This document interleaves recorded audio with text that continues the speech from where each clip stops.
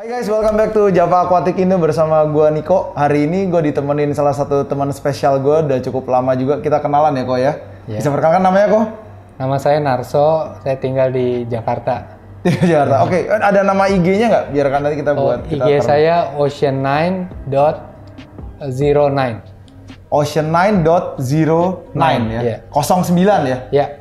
Oke, jadi ocean9.09 ya, Instagramnya dicek. Nah ini gue datang karena ini salah satu very long project ya. Ya lumayan. Dari yang lu udah bikin sebelumnya, udah lama banget. Nah ini salah satu akuarium yang paling dipikirkan jadinya. Walaupun sempat ngalamin beberapa kali kegagalan ya. Cuman ini akuarium yang terjadi di salah satu yang paling rapih ya kita bilang di Indonesia, dengan sistem yang paling benar-benar dipikirin sampai nanti dia punya electricity-nya juga kita bakal bahas hari ini. Tapi sebelumnya kita mau bahas dulu mengenai profiling dari si rivernya sendiri. Nah, Ko, lu udah mulai nge-reef kapan ya, Ko ya?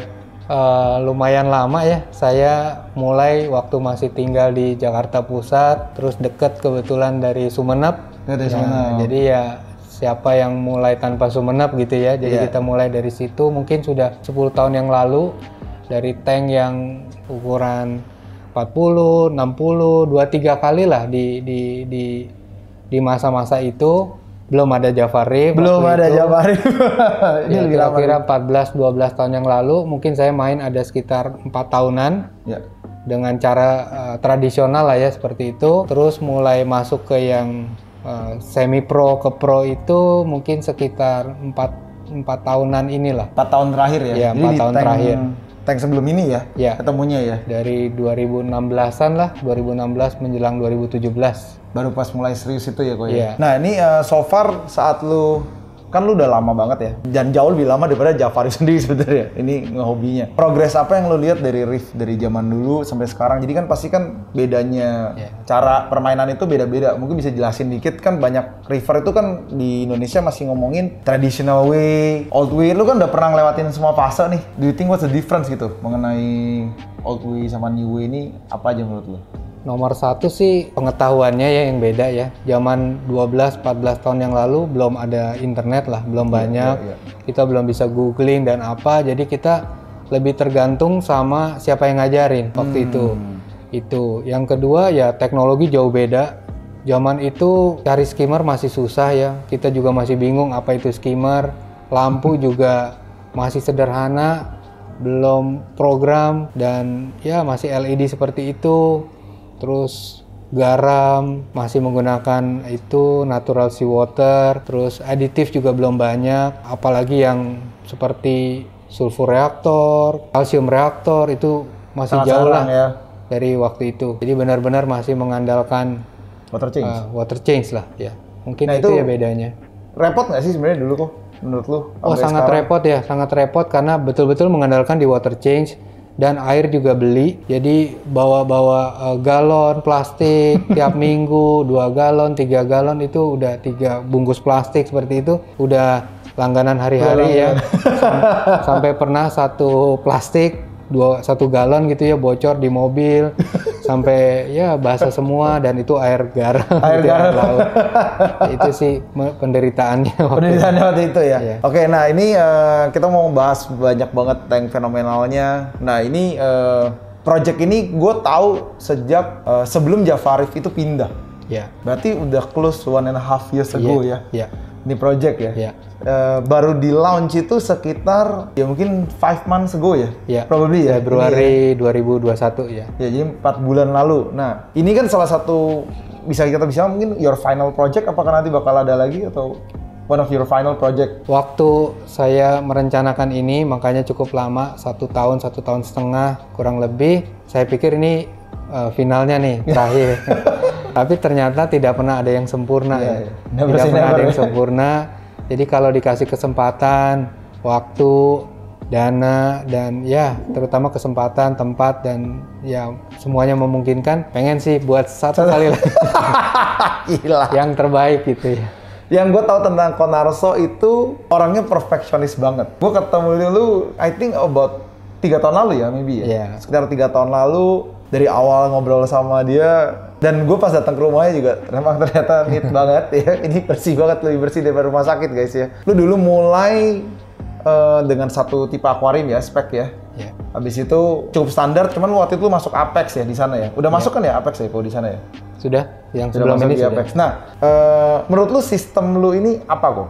Lu bisa gambarkan what is your system right now? Ya, karena saya hari-hari harusnya sibuk. Sibuk dengan urusan pekerjaan, jadi saya nggak banyak waktu untuk husbandry, untuk urus akuarium hari demi hari, mengerjakan sendiri. Yang kedua, saya juga berpikir mengerjakan sendiri, tidak outsourcing, tidak panggil rekanan untuk mengurus ya. Jadi dasarnya itu, dan sering tinggal juga, sering pergi luar kota gitu ya, sehingga saya pengennya tuh akuariumnya tuh semaksimal mungkin bisa jalan sendiri lah. Kecuali water change, itu aja yang saya pikir. Bagaimana sistem ini bisa dimonitor, bisa jalan sendiri, jangan juga terlalu rumit, terutama biotanya, ya atau ikannya yang perlu perhatian khusus, makannya mesti disuapin dan sebagainya. Itu saya pikirnya bagaimana yang praktis dan hasilnya bisa bagus, sistemnya bisa dikontrol sebisa mungkin dengan remote, dengan internet ya, Mobile ya. mobile. Dan juga isinya nggak rumit, tapi juga nggak nyusahin gitu. Jadi jangan sampai hobi ini tuh menyusahkan gitu. Kita pengennya happy, pulang ke rumah bisa lihat sesuatu yang bagus, bersih, rapi, grow, tapi nggak banyak menyita waktu lah. Pengennya begitu sistemnya. Sebenarnya itu banyak yang salah di hobi sekarang itu kan banyak kolektor ya. Jadi kadang-kadang lebih menyusahkan ya, karena kalau misalnya nggak ngeliatin, dia takut, stres. Sebenarnya harusnya hobi kan juga nggak, ya gue setuju sih, maksudnya hobi kayaknya harusnya nggak segitu problematik ya, pulang masih santai, things grow, kita cukup happy dengan apa yang kita lihat, have a slice of ocean lah ya, in the at home ya kita ngomongnya ya. Oke, nah ini gue pingin bahas lagi mengenai project yang 1 tahun. Gue tahu itu kaca pernah lu ganti. Gue tahu banget karena waktu itu kenapa lu change kaca? Jadi akuariumnya dibikin sebelum yang ini cukup lama ya, sekitar 4 bulan untuk membuat akuariumnya. Kaca seperti itu ya.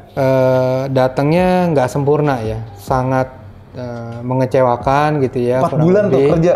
Iya, nggak rapi di lemnya, terus lubangnya juga nggak precise dengan jalur-jalur pipa nantinya yang sudah digambarkan, disiapin sebelumnya dengan sum, dengan posisinya. Jadi ya saya khawatirnya kalau dilanjutkan nanti sudah ada biotanya, sudah jalan 3-4 bulan, 6 bulan, kecewa dan pengen ini lagi, bongkar lagi, reset lagi, ya itu yang. Jadi waktu itu kaca masuk 4 bulan loh. Sebenarnya sih karena gue dari awal Konrasep pernah suruh gue, Nick lu bikinin kaca. Gue nggak berani gue. Cuman untuk orang yang berani 4 bulan menurut gue itu cukup waktu yang panjang buat mengerjakan perfect kaca ya.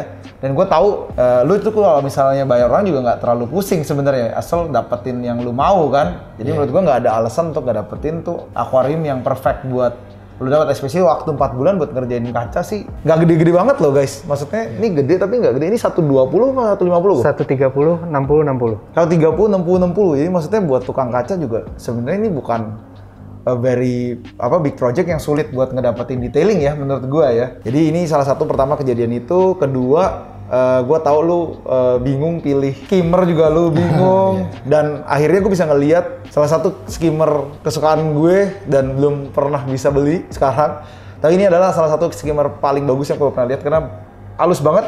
Namanya Royal Exclusive. Oke, kalau pingin tahu ke depannya apa aja yang ada di dalamnya, yuk tunggu saat lagi.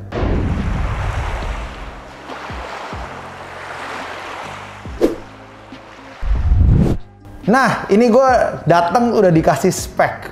Ini spek karena buat kalian yang pingin tahu, ini di depan gue ini ada baju dari LAX Aquarium ya. LAX itu public aquariumnya Los Angeles ya. Jadi Doi udah mau dipanggil di LA buat interview ya nanti ya. Untuk cerita aja sih pengalamannya. Jadi ini bentar lagi aja salah satu maskot di Indonesia. So kita pingin tahu dan banyak kan dari mereka itu pingin tanya speknya gimana, how you achieve this. Oke, kita mulai dari paling ujung kok. Di paling ujung itu gue pertama kali ngeliat satu box tuh. Bisa ceritain itu box itu apa kok? Jadi itu namanya delay timer untuk supaya listrik dari PLN masuk ke rumah ya sebelum ke akuarium. Kalau listriknya mati begitu back on gitu ya, nggak langsung nyala seluruh akuarium karena itu bisa mengganggu rumah juga karena listriknya cukup besar ini sekitar 1400-1500 watt untuk akuarium ini. Jadi tunggu sekitar 2 menit yang saya setting untuk akuarium dikasih power dari listrik. Untuk mengamankan di delay dulu gitu. Nah jadi MCB-nya juga kalau misalnya kenapa-napa sama nih akuarium, matinya di MCB ini, tapi rumah nggak mati ya itu ya? Ya, dan akuarium ini jadi seperti rumah sendiri gitu ya kurang lebih, sehingga kalau ada trouble di kelistrikan, maka yang turun MCB-nya hanya yang di akuarium, jadi tidak mengganggu di rumah. Gokil kan? Itu baru step pertama. Bentar, kita lanjut lagi. Oke, dari sini kita mulai masuk. Dia satu sistem ini kan dikontrol by Apex Neptune System. Nah Apex ini kita bicara sedikit mengenai Apex deh kok. Mungkin kan di Indonesia jarang karena gue udah nggak pernah masuk lagi. Nah Apex itu gimana kok? Ya jadi Apex ini sebenarnya komputer gitu ya untuk mengatur fungsi-fungsi dari tiap-tiap alat kelistrikan yang dihubungkan ke Apex power bar-nya. Nah di Apex itu kita bisa ikut yang standar dari pabrik, hanya mengatur timer, kapan on dan off begitu ya. Atau kita masuk ke yang advance yang menggunakan algoritma atau kita sebutnya pakai program lah. Jadi Apex ini sudah dibuat custom program sesuai gaya reef masing-masing. Jadi contohnya untuk temperatur misalnya, kalau temperaturnya melebihi sesuatu gitu ya yang kita sudah set misalnya di 28 maka lampu otomatis kita matikan. Mungkin ada trouble di chiller gitu ya sehingga Apex ini yang mengetahui. Atau pH-nya turun sangat turun, itu bisa dihubungkan dengan kalsium reaktornya di stop dulu misalnya atau mau bagaimana. Kurang lebih seperti itu sih. Jadi bisa menggunakan hubungan logis dan program algoritma antar masing-masing produk yang dihubungkan dengan Apex tadi. Tapi itu juga harus masuk codingnya juga kan? Iya, kita buat codingnya, kita buat programnya gitu. Udah biasa banyak contekan nggak sih coding-codingnya ini? Iya banyak sih, tinggal cari di website, ada perintah-perintahnya, kita tinggal buat logikanya aja sih. Kita mau menggunakan alat apa aja, terus kita maunya setting parameternya bagaimana sesuai dengan biota kita. Nah kita berusaha untuk menjaga itu. Lebih kurang begitu. Canggih. Tapi sebenarnya kalau misalnya kalian sedikit mengerti tentang coding, kalau nggak bisa tanya Doi. Jadi Instagramnya ada, DM aja. Jadi caranya buat nge-code Apex-nya kayak gimana, jadi lu bisa tahu nge-relay-nya, kapan matiinnya, kapan ngatur. Ya, karena di Apex kan ada 4 ya. pH, salinity, salinity, temperatur, sama Jadi dari 4 itu semua bisa hubungin ke logika yang masing-masing ya mungkin ya. Oke, nah ini ada Apex. Di Apex ini gue lihat ada DOS ya. DOS itu salah satu dosing pumpnya Apex ya. Ada bedanya nggak sih? Kan lu juga pakai Kamur kok. Itu lu pakai kan mahal semua nih. Nah, Kamur sama DOS itu menurut lu ada plus minus atau menurut lu sama aja sebenarnya? Kalau kelasnya Kamur dibandingkan dengan DOS-nya Apex sebenarnya kurang lebih sama ya. Cuma enaknya pakai DOS karena terintegrasi saja dengan Apex yang bisa untuk future development, misalnya dengan Trident. Kalau dengan Trident kan langsung dihubungkan ke Apex, Apex di program, ya DOS-nya langsung menginjek sesuai yang dibutuhkan. KHCMG-nya ya. Bagi yang belum tahu Apex itu sebenarnya Apex Trident. Trident itu alat pengeceknya untuk KHCAMG dan dia bisa langsung auto correction menggunakan DOS ya berarti ya? Menggunakan DOS. Lu udah pakai belum Trident? Belum. Kenapa lu nggak pakai kok? Karena menurut saya semakin akuariumnya stabil, semakin tidak perlu lagi tuh adjustment dan correction. Karena lu udah pakai kalsium reaktor. Betul. Nah, oke kita bahas kalsium reaktor. Karena menurut gue kalsium reaktor itu mungkin udah banyak river tahu, udah banyak orang tahu, tapi ngerasa ribet dan nggak bisa dipakai. Bener nggak sih sebenarnya? Bener. Paradigmanya waktu saya juga pikir mau menggunakan kalsium reaktor di akuarium yang sebelumnya, itu nanti ribet, auto correction, nanti bisa crash, nanti pH-nya bisa jatuh sekali dan sebagainya.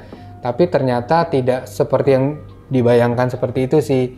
Malah keuntungannya in the long run lebih irit. Ya. Karena untuk akuarium sebesar ini dan cukup banyak SPS dengan KH yang stabil di sekitar 8,5 sampai 8,9 saat ini, CA di sekitar 440 450, itu dosing untuk liquid Big 3 sangat minim ya, sekitar 10 ml per hari. Oh, dikit banget. Jadi sangat sedikit. Jadi menurut saya memang sangat rumit waktu setting awalnya saja. Ada karbon dioksida, yang pasti harus ada kontrol untuk pH probe di dalam kalsium reaktornya wajib. Karena kalau pH-nya terlalu rendah, maka nanti terlalu banyak masuk KH-nya. Ini Mian kita kasih tahu nih pH-nya berapa nih, Ko? Karena kadang-kadang mereka tuh belum pada tahu kalsium reaktor kadang-kadang. Jadi saya settingnya di 7,5 untuk pH-nya. Jadi pH-nya sudah mencapai 7,5 di dalam kalsium reaktor, maka stop. Karbon dioksidanya mengirim CO2-nya stop. Oh, kalau misalnya 7,5 mati. Mati. Tapi paling bawahnya bottomnya 6.8 atau 6,5 lu bikin buat ngedilute bawahnya si araknya di 6,7. 6,7. Iya, 6,7 yang saya pakai ya. Nah, ini berarti untuk buat kalian yang nggak tahu, kalsium reaktor itu adalah sebuah tabung yang biasa di dalamnya diisi aragonite rock. Nah, aragonite rock itu usually dia akan melt ya. Kita bilang melt itu Indonesianya lumer ya. Lumer dalam pH di bawah 6,8. Jadi mereka lumer dan mereka mengeluarkan KH, CaMG dan beberapa trace elemen yang ada di akuarium. Sehingga yang tadi kayak Ko Narso bilang itu dia punya dosis jadinya lebih dikit ya. Karena untuk tank 1 meter 30 kali 60 ini total liter berapa kok? 470. 470. Kalau lu nggak pakai kalsium reaktor, pakai Red Sea doang, 470 itu satu hari bisa sampai 40-an lebih ya? Lebih. Dari pengalaman tank Octo 90 sebelumnya yang 150 liter, full SPS itu bisa sekitar 80 mili satu hari. Gila, gede banget tapi. Iya, full SPS. Oh, full SPS growth. Standarnya 40 bisa 80. Jadi ini berarti ngirit ya hitungan ya? Ngirit dan efek sampingnya ke pompa ternyata. Kalau terlalu banyak KH juga diinjeksikan, crusting ya.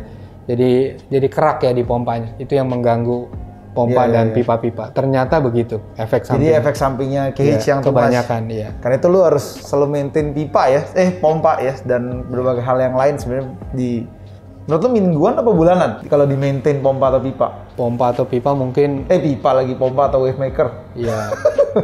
Harusnya sih minimal sebulan sekali ya, tapi karena saya dasarnya sebenarnya malas, ya mungkin saya lakukannya 6 bulan sekali. 6 bulan sekali. Gue juga malas jadi sama 6 bulan sekali. Cuman recommendednya harusnya 1 bulan sekali. Jadi kalau misalnya kerak itu problem. Nah, by the way ini finalizing di kalsium reaktor. Kalsium reaktor itu di melt itu menggunakan CO2 ya. Yeah. Jadi buat kalian yang nggak tahu, nah ada pressure-nya atau berapa bubble per second atau lu ada hitungannya buat mereka-mereka yang mau coba? Sebagai rule of thumb sih sekitar 3 detik satu tetes. Oh, jadi dropnya tuh 3 detik. Nah, maksudnya drop itu kalsium reaktor itu kan dia ada kayak selang kecil ya. Iya, selang. Nah, itu pressure dari CO2-nya tuh nanti akan emang ngedropin dia. Ya. Kurang lebih rule of thumb-nya ya sekitar 3 detik satu tetes. Satu tetes. Jadi kalau misalnya kalian mau menggunakan kalsium reaktor bisa coba rule of thumb-nya 3 detik. Satu tetes. Lu masih pakai segitu juga ya gue? Saya sudah nambah. Mungkin sekitar 1,5 detik satu tetes. 1,5 detik berarti udah 2 kali lipat. Tapi ya itu nanti bisa di-adjust dengan menggunakan test kit dan ngepastikan. Oke, kita langsung lanjut dari CA reaktor. Kita ngomong the king of skimmer. Why do you choose this skimmer?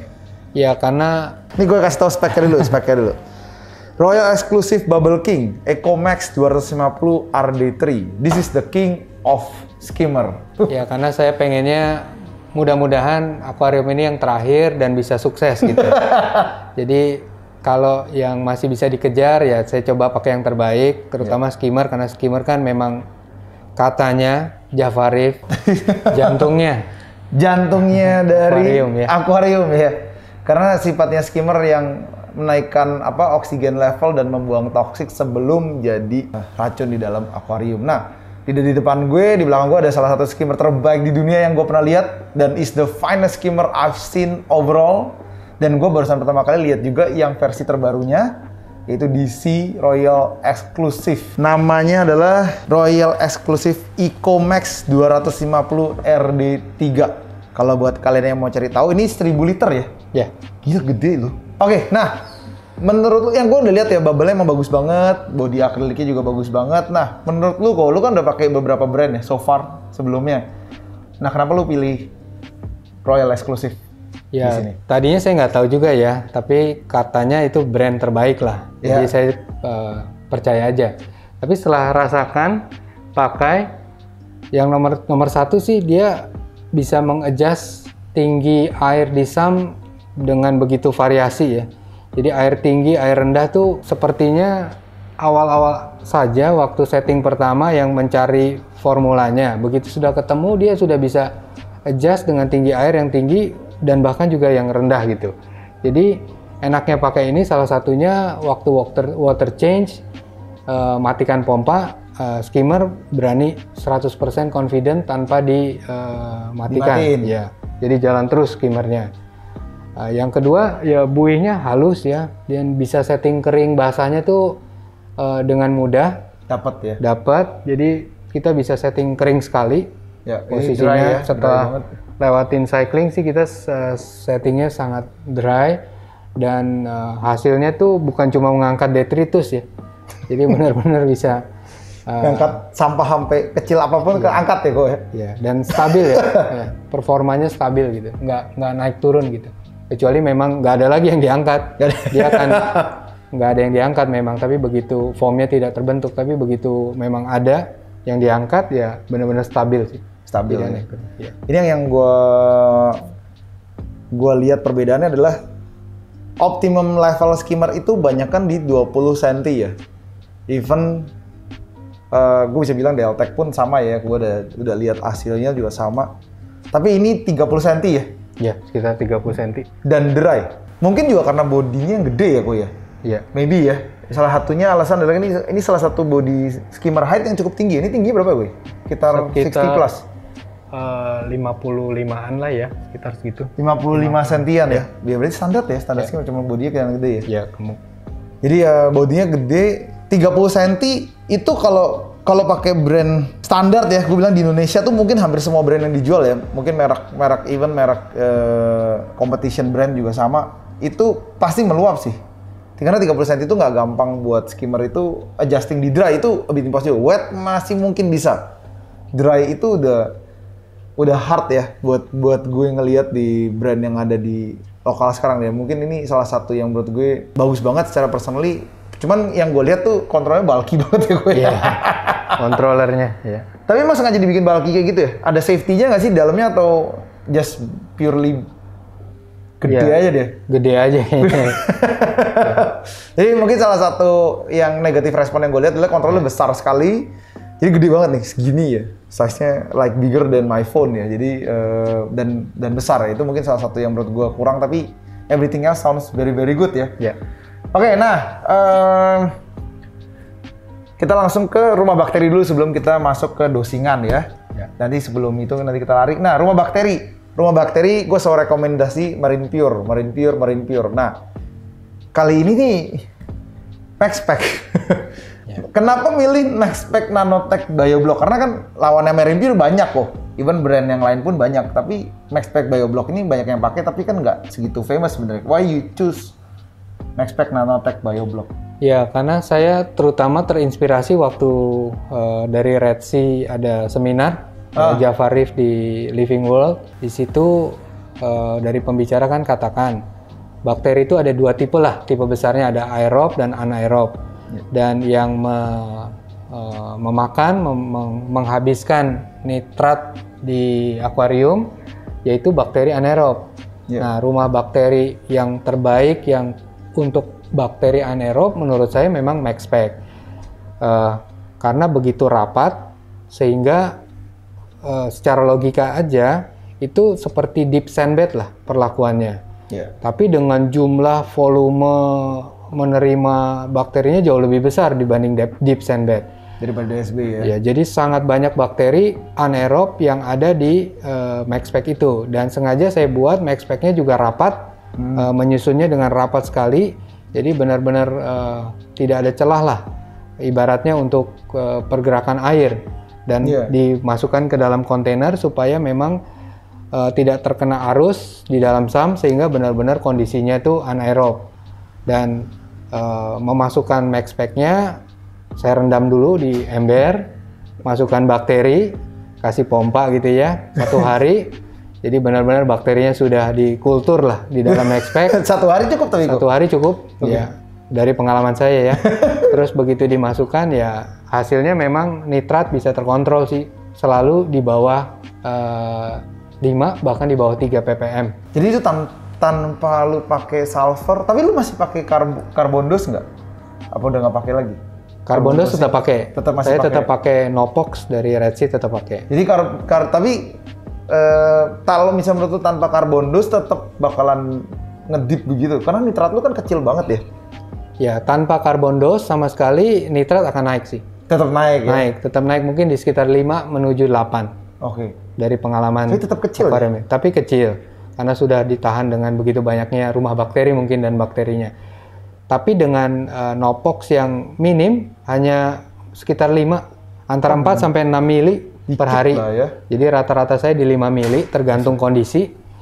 Per harinya dengan pakai Nopox itu bisa di bawah 3 ppm. Antara 0,5 ppm sampai 3 lah mainnya di 0,5 sampai 3 ppm. Iya. Gila, berarti benar-benar cryptic zone itu pakainya malah kayak MaxPack, nurunin nitratnya malah dalam ya? Iya, dari pengalaman saya. Dari pengalaman lo ya? Iya. Jadi menurut lo itu karena lebih mirip ke DSB buat dapetin feels-nya, tapi perkaliannya lebih tinggi aja gitu? Betul, ya.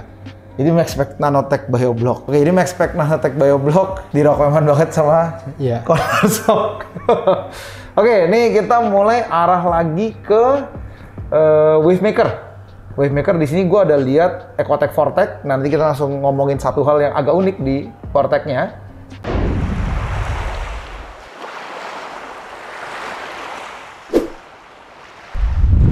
Ecotech-nya itu ada pelindungnya.